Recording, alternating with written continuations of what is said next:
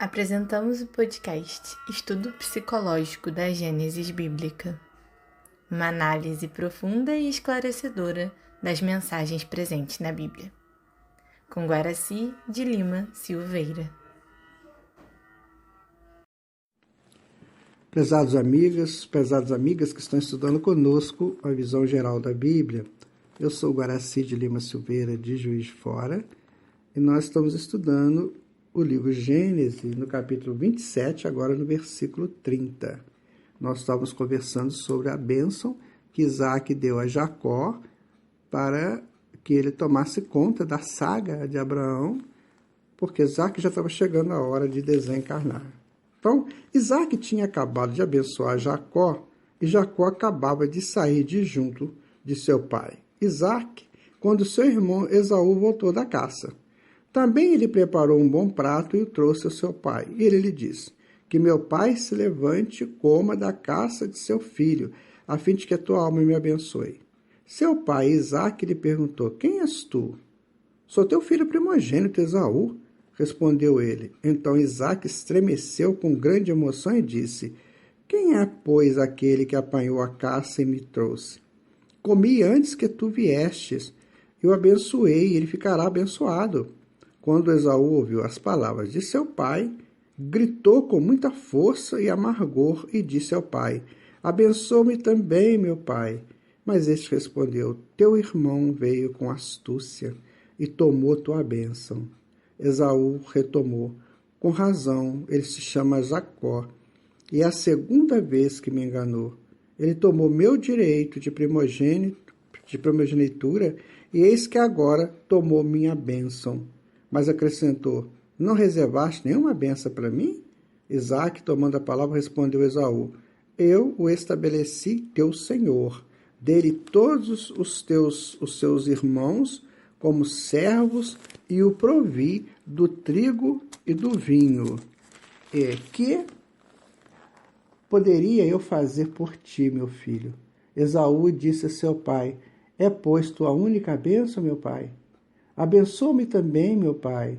Esaú se pôs a chorar. Então o pai de Isaque tomou a palavra e disse: longe das gorduras da terra será tua morada, longe do orvalho que cai do céu. Tu viverás de tua espada, servirás a teu irmão, mas quando te libertares, sacudirás seu jugo de tua cerviz. Está vendo aqui que interessante? Olha só, o moço chegou, mas chegou atrasado. Então, aquele que chega atrasado, ele perdeu. Isso aqui é muito interessante, porque quantas vezes nós chegamos atrasados, né? Não só atrasados na pontualidade do relógio, mas atrasados na vida. Quantas vezes nós vamos deixando para depois, e aí nós perdemos a chance. O outro foi mais astuto. O próprio Isaac diz assim: seu irmão foi mais astuto. Eu não posso tirar a bênção que eu dei para ele. Então é uma questão muito complexa essa, sabe? Do nosso tempo. Cada um de nós tem um tempo certo, sabe, prezados ouvintes? A gente tem o nosso tempo e a gente perde o nosso tempo. Às vezes, né, uma brincadeira nos tira do nosso tempo. Nós temos informações da espiritualidade de que lá o tempo é muito importante. É muito importante. Lá não se perde tempo.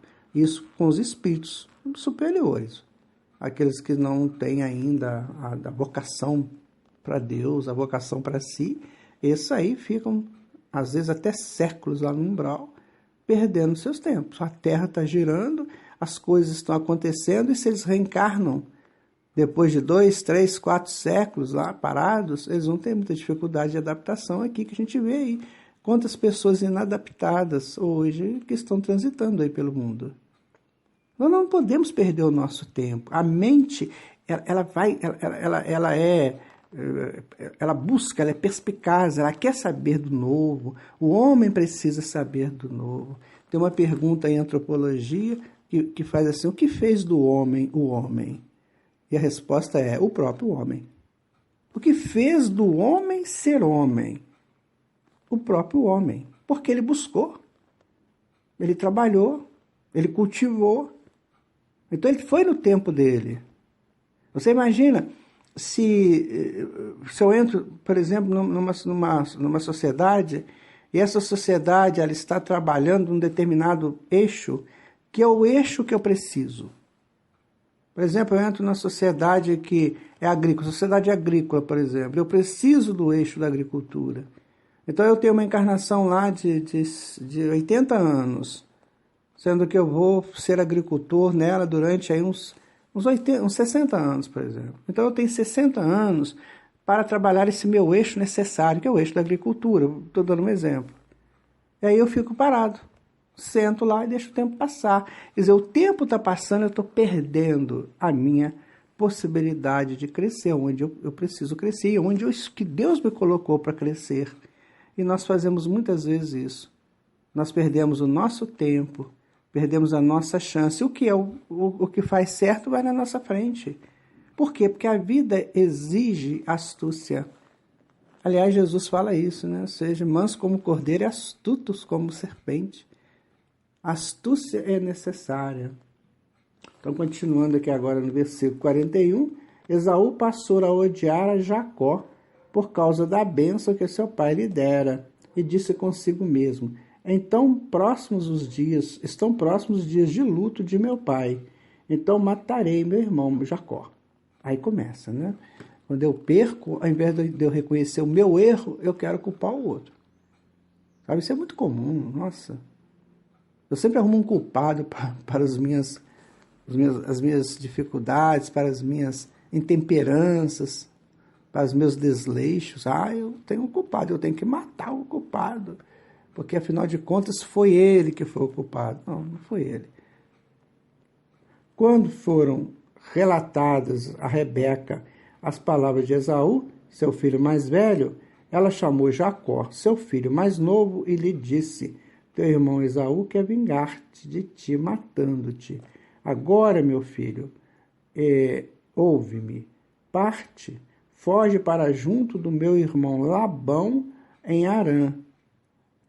Habitarás com ele algum tempo, até que passe o furor do teu irmão, até que a cólera de teu irmão se desvie de ti e esqueça o que lhe fizeste.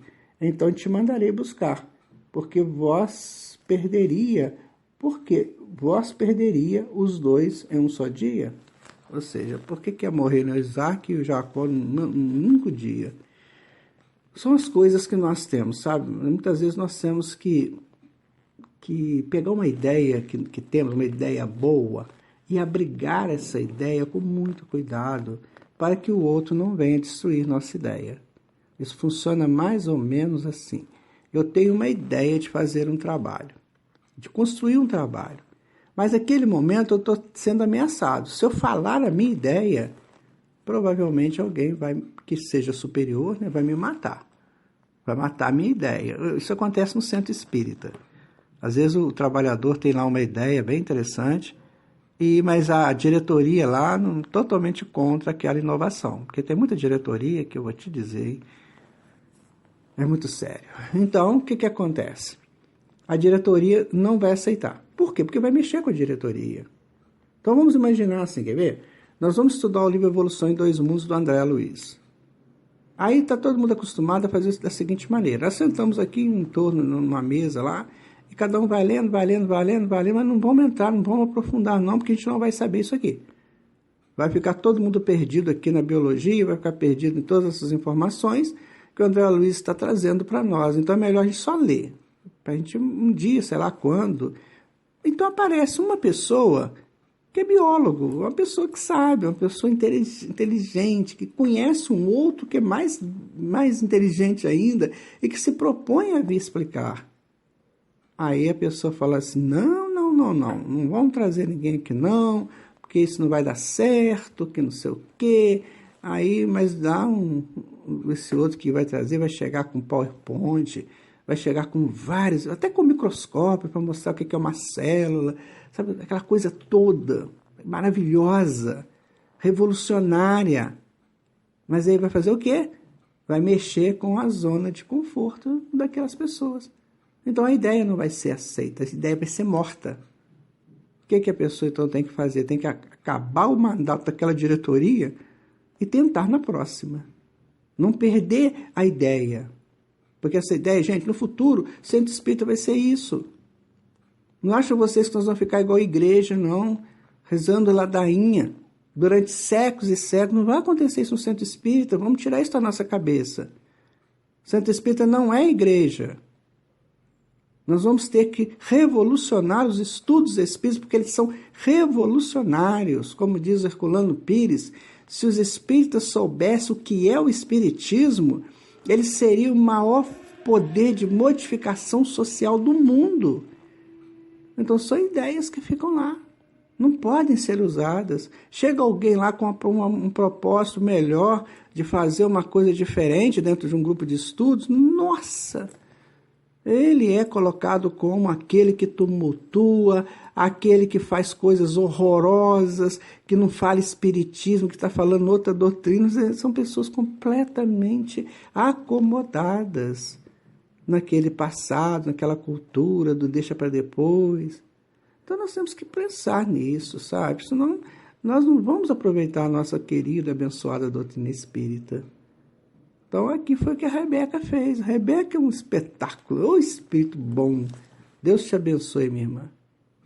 Que ela falou para o filho, olha, guarda a tua ideia, sabe? Fica quietinho. Vai lá para Harã, sabe onde é Harã? Harã era na terra que o Abraão estava, antes dele vir para Siquém, né? Antes dele sair lá da terra dele. Quando ele teve a comunicação mediúnica, ele morava em Harã com o pai dele. Vai para lá. Fica lá na origem. Vai lá onde que teu pai, que o teu avô ouviu a mensagem de Deus. Fica lá. Fica lá um tempo. Fica reservado em Deus. Naquela comunicação com Deus. Onde foi que o teu avô ouviu sobre Deus? E você é a sequência dessa saga. Então fica lá. Não é bonito estudar essas coisas? Né? Então, o Isaac, né, envia Jacó a Labão. Rebeca disse a Isaac, estou aborrecida com a vida por causa das filhas de Het. Se Jacó se casar com uma das filhas de Het, como estas, uma das jovens da terra, que me importa a vida? Então aí, o que a Rebeca faz? Ela faz um jogo. Olha, eu estou preocupado com o casamento do Jacó. Então, eu preciso que mandar o Jacó para algum lugar para ver se acha alguma outra coisa. Sabe? Então, são os artimanhos, os artifícios que a mente que está querendo evoluir usa para nos ajudar. Isso acontece o tempo todo conosco, né, meus amigos? Quantas vezes nós temos aquela vozinha que vem lá de dentro do coração, né? Não faz isso, não vai ali, ou vai ali. Jesus fala assim, tua boca fala que está cheio o seu coração. Então, esse nosso coração que fala é o self. É a essência divina que está dentro de nós. É Deus conversando conosco.